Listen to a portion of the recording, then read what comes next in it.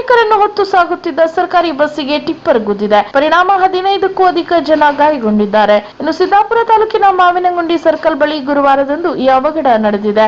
ಬಸ್ಸಿನಲ್ಲಿ 55 ಜನ ಪ್ರಯಾಣಿಕರು ಸಂಚರಿಸುತ್ತಿದ್ದರು. ವೇಗವಾಗಿ ಬಂದ ಟಿಪ್ಪರ್ ಚಾಲಕ ತನ್ನ ಮುಂದೆ ಇದ್ದ ಹುಲ್ಲಿನ ಲಾರಿ ಹಿಂದಕ್ಕೆ ಹಾಕಿ ಮುಂದಿದ್ದ ಬಸ್ಸಿಗೆ ತನ್ನ ವಾಹನ ಗುದ್ದಿದ್ದಾನೆ. ಈ ದೃಶ್ಯಾವಳಿಗಳು ಸಿಸಿ ಕ್ಯಾಮೆರಾದಲ್ಲಿ ಸೆರೆಯಾಗಿದೆ. ಇನ್ನು ಬಸ್ಸಿನಲ್ಲಿದ್ದ ಪ್ರಯಾಣಿಕರು ಗಂಭೀರ ಪ್ರಮಾಣದಲ್ಲಿ ಗಾಯಗೊಂಡಿದ್ದಾರೆ. ಅವರನ್ನು ಸಾಗರ ಹಾಗೂ ಸಿದ್ದಾಪುರದ ಸರ್ಕಾರಿ ಆಸ್ಪತ್ರೆಗೆ ದಾಖಲಿಸಿ ಪ್ರಾಥಮಿಕ ಚಿಕಿತ್ಸೆ ಕೊಡಲಾಗಿದೆ. ಅಂತೆ ಬಸ್ ಘಟಕದ ವ್ಯವಸ್ಥಾಪಕರು ಆಸ್ಪತ್ರೆಗೆ ತೆರಳಿ ಗಾಯಗೊಂಡವರ ಆರೋಗ್ಯ ವಿಚಾರಿಸಿದ್ದಾರೆ. ಪೊಲೀಸರು ಸ್ಥಳ ಪರಿಶೀಲನೆ ನಡೆಸಿದ್ದಾರೆ. ಈ ಗಾಡಿದು ಬ್ರೇಕ್ ಹೊಡೆದು ನಿತ್ತ ಮೇಲೆ ಬಂದು ಹೊಡೆದ ನಾವು. ಹೌದಾ? ಅಲ್ಲಿಂದ ಬ್ರೇಕ್ ಹೊಡೆದು ನಿತ್ತ ಮೇಲೆ ಬಂದು ಹೊಡೆದ ನಾವು.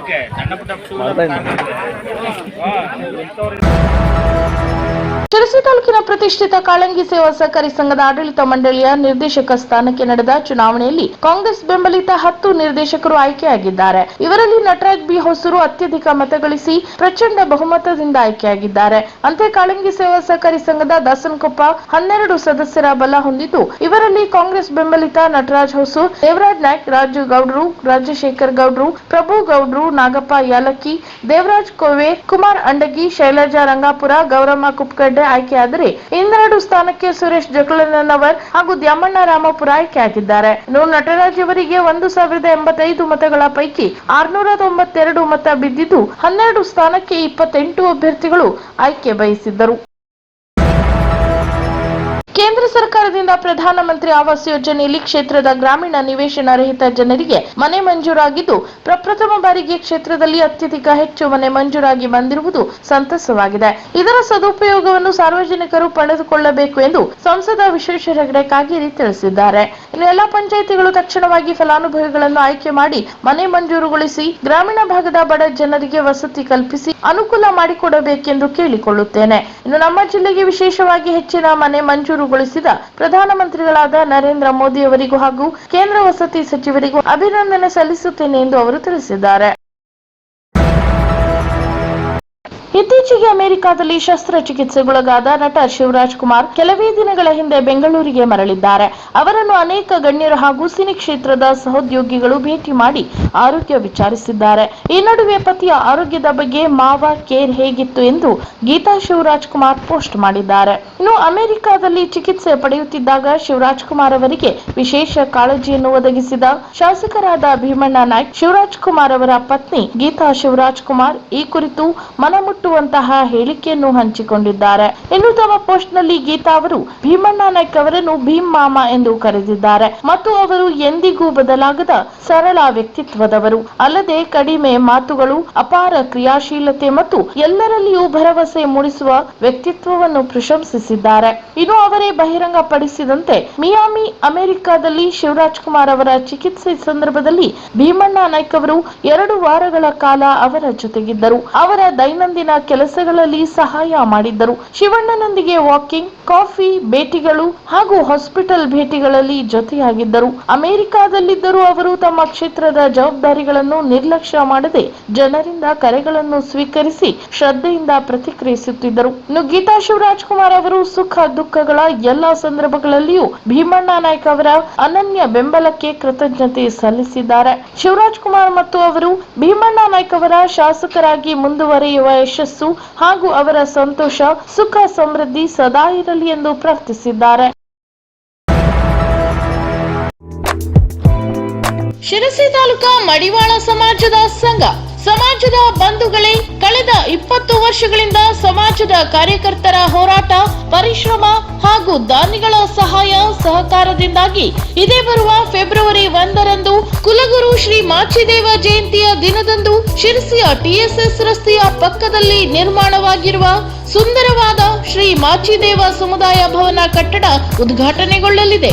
ಅಂದು ಮುಂಜಾನೆ 8:30ಕ್ಕೆ ಶ್ರೀ ಮಾರಿಕಾಂಬಾ ದೇವಿಯ ಪೂಜೆಯೊಂದಿಗೆ ಹೊರಡಲಿರುವ ಮೆರವಣಿಗೆಯು ಶ್ರೀ ಶ್ರೀ ಶ್ರೀ ಬಸವ ಮಾಚಿದೇವ ಚಿತ್ರದುರ್ಗ ಇವರ ದಿವ್ಯ ಸಾನ್ನಿಧ್ಯದಲ್ಲಿ ನಿಮ್ಮೆಲ್ಲರ ನೆಚ್ಚಿನ ಶಿರಸಿ ಸಿದ್ದಾಪುರ ಕ್ಷೇತ್ರದ ಶಾಸಕರಾದ ಭೀಮಣ್ಣ ಟಿ ನಾಯ್ಕ್, ಕೆನಡಾ ಲೋಕಸಭಾ ಕ್ಷೇತ್ರದ ಮಾನ್ಯ ಸಂಸದರಾದ ಶ್ರೀ ವಿಶ್ವೇಶ್ವರ ಹೆಗಡೆ ಕಾಗೇರಿ ಇವರ ಗೌರವ ಉಪಸ್ಥಿತಿಯೊಂದಿಗೆ ಲೋಕಾರ್ಪಣೆಗೊಳ್ಳಲಿದೆ. ಈ ಸುಸಂದರ್ಭದಲ್ಲಿ ಮಡಿವಾಳ ಸಮಾಜದ ರಾಜ್ಯಾಧ್ಯಕ್ಷರಾದ ಶ್ರೀ ನಂಜಪ್ಪ ಹಾಗೂ ಸಮಾಜದ ಗಣ್ಯಾತಿ ಗಣ್ಯರು ಉಪಸ್ಥಿತರಿರಲಿದ್ದು ಕಾರ್ಯಕ್ರಮವನ್ನು ಯಶಸ್ವಿಗೊಳಿಸಲಿದ್ದಾರೆ.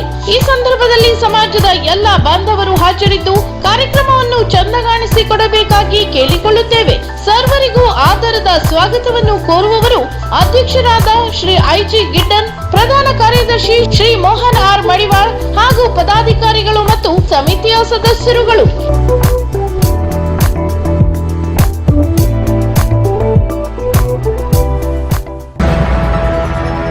ಗ್ರಾಮೀಣ ಪ್ರದೇಶದಲ್ಲಿ ಯಕ್ಷಗಾನದಂತಹ ಕಲೆಯ ಪ್ರದರ್ಶನ ಹೆಚ್ಚಿನ ಸಂಖ್ಯೆಯಲ್ಲಿ ನಡೆಯಬೇಕು ಎಂದು ಸಾಮಾಜಿಕ ಕಾರ್ಯಕರ್ತ ಉಪೇಂದ್ರ ಪೈ ತಿಳಿಸಿದರು. ಕನ್ನಡ ಮತ್ತು ಸಂಸ್ಕೃತಿ ಇಲಾಖೆ ಪ್ರಾಯೋಜಕತ್ವದಲ್ಲಿ ಶಿರಸಿಯ ಯಕ್ಷಾಂಗಣ ಸಂಸ್ಥೆ ಸಹಕಾರದಲ್ಲಿ ಮತ್ತಿಘಟ್ಟದ ರಾಮಲಿಂಗೇಶ್ವರ ದೇವಾಲಯದಲ್ಲಿ ನಡೆದ ಯಕ್ಷಗಾನ ಪ್ರದರ್ಶನದ ಉದ್ಘಾಟನಾ ಸಮಾರಂಭದಲ್ಲಿ ಚೆಂಡೆ ಬಾರಿಸಿ ಕಾರ್ಯಕ್ರಮ ಉದ್ಘಾಟಿಸಿ ಅವರು ಮಾತನಾಡಿದರು. ಇನ್ನು ಇಂತಹ ದುರ್ಗಮ ಪ್ರದೇಶಗಳಲ್ಲಿ ಇಷ್ಟು ಅಚ್ಚುಕಟ್ಟಾಗಿ ಕಾರ್ಯಕ್ರಮ ನಡೆಸಲಾಗಿದೆ. ಹಬ್ಬಗಳಲ್ಲೂ ಜಾನಪದ ಕಲೆಗಳ ಪ್ರದರ್ಶನ ನಡೆದರೆ ಮಾತ್ರ ಕಲೆ ಉಳಿಯಲು ಬೆಳೆಯಲು ಸಾಧ್ಯ ಎಂದರು. ಇನ್ನು ಕಾರ್ಯಕ್ರಮಕ್ಕೆ ಅತಿಥಿಗಳಾಗಿ ಆಗಮಿಸಿದ್ದ ಶಬರ ಸಂಸ್ಥೆಯ ನಾಗರಾಜ್ ಜೋಶಿ ಸೋಂದಾ ಮಾತನಾಡಿ, ಯಕ್ಷಗಾನದಂತಹ ಕಲಾ ಪ್ರಕಾರಗಳ ತರಬೇತಿಗಳಿಂದ ಮಕ್ಕಳಿಗೆ ಸಂಸ್ಕಾರ, ಸಂಸ್ಕೃತಿ ಬೆಳೆಯಲು ಸಾಧ್ಯ ಎಂದರು. ಇನ್ನು ಮತ್ತಿಘಟ್ಟ ರಂಗ ಬಳಗದ ಅಧ್ಯಕ್ಷ ವಿಆರ್ ಹೆಗಡೆ ಮಾತನಾಡಿ, ನಮ್ಮ ಭಾಗದ ಜನರಿಗೆ ಇನ್ನೂ ಕಲೆಗಳ ಬಗ್ಗೆ ಪ್ರೀತಿ ಕಾಳಜಿಗಳಿದೆ, ಆದ್ದರಿಂದ ಇಷ್ಟು ಪ್ರಮಾಣದ ಪ್ರೇಕ್ಷಕರು ಆಗಮಿಸಿದ್ದಾರೆ ಎಂದರು. ನಂತರ ಶಾಲಾಭಿವೃದ್ಧಿ ಸಮಿತಿ ಅಧ್ಯಕ್ಷ ಸುಧಾಕರ್ ನಾಯ್ಕ್ ಮತ್ತು ಮುಖ್ಯ ಶಿಕ್ಷಕ ಸಂತೋಷ್ ಮಡಿವಾಳ್ ಸಾಂದರ್ಭಿಕವಾಗಿ ಮಾತನಾಡಿದರು. ಇನ್ನು ಕಾರ್ಯಕ್ರಮದ ಅಧ್ಯಕ್ಷತೆ ವಹಿಸಿದ್ದ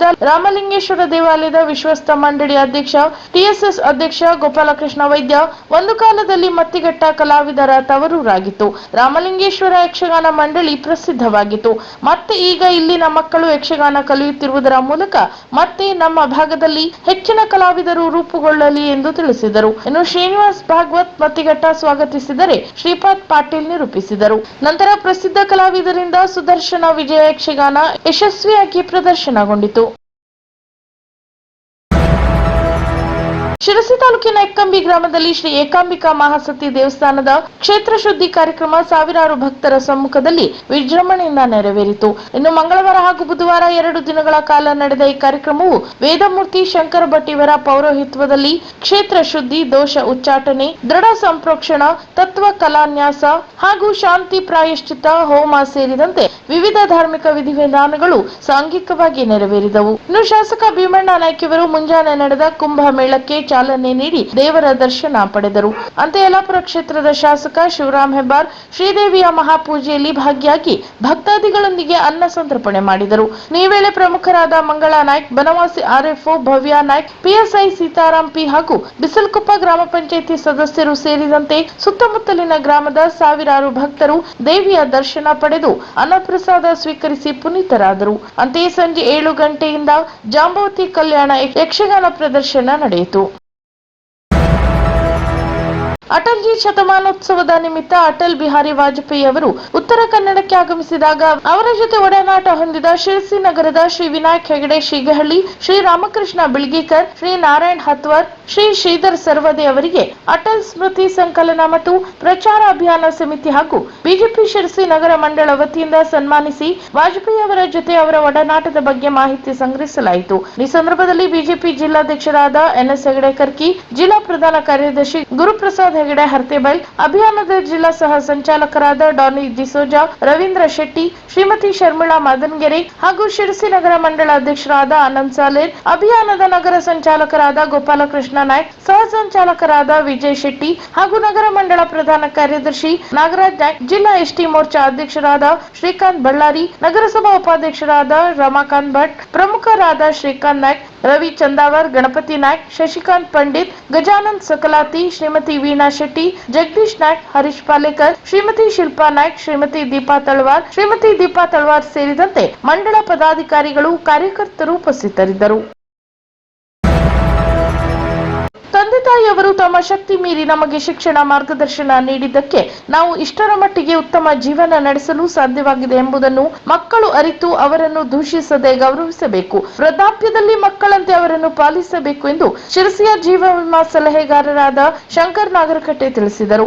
ಅವರು ಯಲ್ಲಾಪುರ ಪಟ್ಟಣದ ನಾಯಕನಕೆರೆ ಶಾರದಾಂಬ ದೇವಸ್ಥಾನದ ಸಭಾಭವನದಲ್ಲಿ ತಾಲೂಕು ಕನ್ನಡ ವೈಶ್ಯ ಸಮಾಜದ ಮಾಘ ಶುದ್ಧ ಪ್ರತಿಪದೆ ಕಾರ್ಯಕ್ರಮದಲ್ಲಿ ಭಾಗವಹಿಸಿ ಮಾತನಾಡಿದರು. ಇನ್ನು ಸಮಾಜದ ಶ್ರೇಯೋಭಿವೃದ್ಧಿಗೆ ನಮ್ಮ ಸಂಪಾದನೆಯ 10% ದಾನ ಮಾಡುವ ಮನೋಭಾವನೆ ಬೆಳೆಸಿಕೊಳ್ಳಬೇಕು. ಇದರಿಂದ ದುಪ್ಪಟ್ಟು ಶಾಂತಿ ನೆಮ್ಮದಿ ಲಭಿಸುತ್ತದೆ ಎಂದರಲ್ಲದೆ ಮಕ್ಕಳಲ್ಲಿ ಧೈರ್ಯ ತುಂಬುವ ಕಾರ್ಯವನ್ನು ಪಾಲಕರು ಮಾಡಬೇಕು. ಧೈರ್ಯವಿದ್ದರೆ ಮಾತ್ರ ಸಾಧನೆಯತ್ತ ಮುನ್ನುಗ್ಗುವ ಹುಮ್ಮಸ್ಸು ಬೆಳೆಯುತ್ತದೆ ಎಂದರು. ಇನ್ನು ಶಿರಸಿ ಪ್ರಥಮ ದರ್ಜೆ ಕಾಲೇಜಿನ ಉಪನ್ಯಾಸಕಿ ಪೂರ್ಣಿಮಾ ಹೆಬ್ಬಾರ್ ನಾಗರಕಟ್ಟೆ ಮಾತನಾಡಿ, ವೈಶ್ಯ ಸಮಾಜದ ಸೊಸೆಯಾಗಿ ಗುರುತಿಸಿಕೊಳ್ಳಲು ನನಗೆ ಹೆಮ್ಮೆ ಎನಿಸುತ್ತದೆ. ಸಮಾಜದಲ್ಲಿ ಎಲೆ ಮರೆಯ ಕಾಯಿಯಂತಿರುವವರನ್ನು ಗುರುತಿಸುವ ಕಾರ್ಯವಾಗಬೇಕು.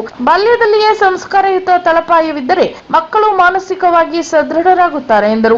ತಾಲೂಕು ಕನ್ನಡ ವೈಶ್ಯ ಸಮಾಜ ಸಂಘದ ಅಧ್ಯಕ್ಷ ಸಂಜೀವ್ ಕುಮಾರ್ ಹೊಕ್ಕೇರಿ ಅಧ್ಯಕ್ಷತೆ ವಹಿಸಿ ಮಾತನಾಡಿ, ನಮ್ಮ ಸಮುದಾಯ ಸಣ್ಣದಾದರೂ ಸತತ 27 ವರ್ಷಗಳ ಕಾಲ ಮಾಘ ಪ್ರತಿಪದೆ ಕಾರ್ಯಕ್ರಮ ನಡೆಸಿಕೊಂಡು ಬರುವುದರ ಮೂಲಕ ಸಮಾಜ ಕಟ್ಟುವಿಕೆಯಲ್ಲಿ ಮುಂಚೂಣಿಯಲ್ಲಿದೆ. ದೊಡ್ಡ ದೊಡ್ಡ ಕಟ್ಟಡ ಕಟ್ಟುವುದಕ್ಕಿಂತ ಸಮಾಜ ಕಟ್ಟುವುದು ಮುಖ್ಯ. ಪ್ರತಿ ವರ್ಷ ಒಂದು ದಿನವಾದರೂ ಸಮಾಜದ ಕಾರ್ಯಕ್ರಮಕ್ಕೆ ಪ್ರತಿಯೊಬ್ಬರೂ ಮೀಸಲಿಟ್ಟು ಗುರುವಂದನೆ ಕಾರ್ಯಕ್ರಮದಲ್ಲಿ ಪಾಲ್ಗೊಳ್ಳಿ ಎಂದರು. ಈ ವೇಳೆ ಎಸ್ಎಸ್ಎಲ್ಸಿ ಹಾಗೂ ಪಿಯುಸಿ ಪರೀಕ್ಷೆಯಲ್ಲಿ ಅಧಿಕ ಅಂಕ ಗಳಿಸಿದ ವಿದ್ಯಾರ್ಥಿಗಳನ್ನು ಪುರಸ್ಕರಿಸಲಾಯಿತು. ಅಂತೆ ಭಗವದ್ಗೀತಾ ಪಠಣ ಸ್ಪರ್ಧೆ ವಿಜೇತರಿಗೆ ಬಹುಮಾನ ವಿತರಿಸಲಾಯಿತು. ಸರ್ಕಾರಿ ನೌಕರರ ಸಂಘದ ತಾಲೂಕು ಅಧ್ಯಕ್ಷರಾಗಿ ಆಯ್ಕೆಯಾದ ಸಂಜೀವ್ ಕುಮಾರ್ ಹೊಸ್ಕೇರಿ ಹಾಗೂ ಸಮಾಜದ ಸಾಧಕರನ್ನು ಸನ್ಮಾನಿಸಲಾಯಿತು. ಅಂತೆಯೇ ವರ್ತಕ ವೆಂಕಟೇಶ್ ಶೆಟ್ಟಿ ಅಂಕೋಲಾ, ಸುಷ್ಮಾ ಶೆಟ್ಟಿ, ತಾಲೂಕು ಕನ್ನಡ ವೈಶ್ಯ ಸಮಾಜ ಸಂಘದ ಉಪಾಧ್ಯಕ್ಷ ಡಾಕ್ಟರ್ ಗುರುರಾಜ್ ಶೆಟ್ಟಿ ಸೇರಿದಂತೆ ಇತರರು ಈ ವೇಳೆ ಉಪಸ್ಥಿತರಿದ್ದರು. ಸಂಘದ ಕಾರ್ಯದರ್ಶಿ ಸತೀಶ್ ಶೆಟ್ಟಿ ಪ್ರಾಸ್ತಾವಿಕ ಮಾತನಾಡಿ ಕಾರ್ಯಕ್ರಮ ನಿರ್ವಹಿಸಿದರೆ ಸುಲೋಚನಾ ಶೆಟ್ಟಿ ಸಹಕರಿಸಿದರು. ಅಂತೆ ದಿನೇಶ್ ದೇವರಾಜ್ ವಂದಿಸಿದರು. ಸಭಾ ಕಾರ್ಯಕ್ರಮಕ್ಕೂ ಮುನ್ನ ಶ್ರೀ ಶಾರದಾಂಬೆಗೆ ವಿಶೇಷ ಪೂಜೆ, ದುರ್ಗಾ ಹವನ, ಪೂರ್ಣಾಹುತಿ ಸೇರಿದಂತೆ ಇನ್ನಿತರ ಧಾರ್ಮಿಕ ಕಾರ್ಯಕ್ರಮಗಳು ನಡೆದವು.